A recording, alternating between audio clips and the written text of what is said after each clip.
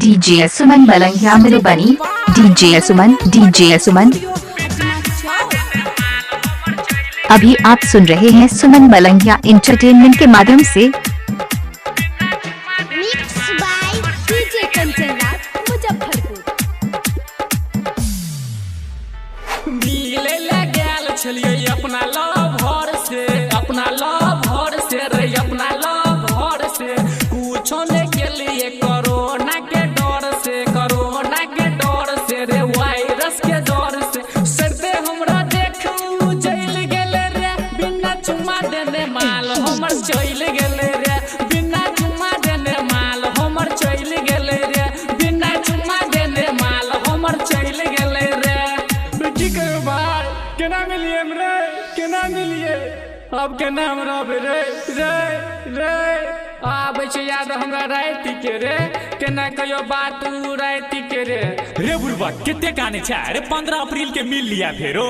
बिना चुमा लेने माल हमर चइल गेले रे, बिना चुमा देने माल हमर चइल गेले रे। Presented by Malangiya recording studio Hajma Chowk. DJ सुमन।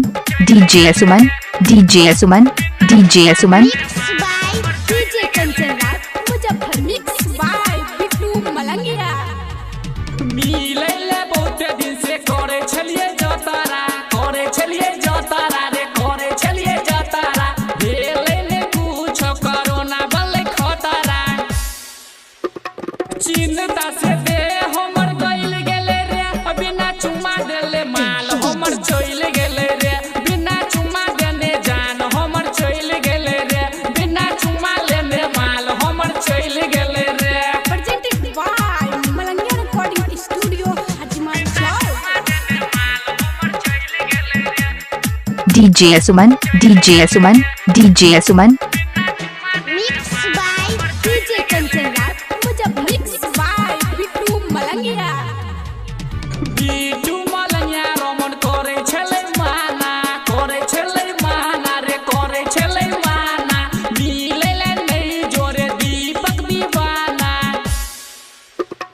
के लिए जे गलती हमरा पड़ गेले रे, बिना चुमा देले माल हमर चइल गेले रे, बिना चुमा लेने माल हमर चइल गेले। डीजे सुमन। मोबाइल नंबर 88 82 45 23 08 है।